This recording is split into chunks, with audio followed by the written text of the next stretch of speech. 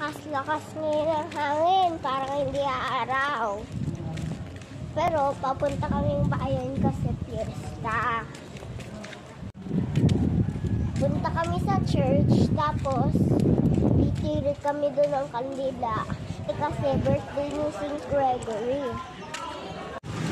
Sakay na po kami papuntang bayan. At nandito na nga po kami sa bayan. Papasok na po kaming church para po makapag-pray at makapag-thank you sa lahat ng blessing. Nagtirik po kami ng mga kandila para po sa mga departed loved ones namin. Para po kay na Lola Bilin, kay na Kuya Seth, kay Ama, kay na Lola Eva, kay Nanay, kay Tito Kobe, at sa ibang relatives po namin. At nakita ko nga po pila ang friend ko na si Diana. Pareho po kaming naka-red, kaya po nag-picture kami.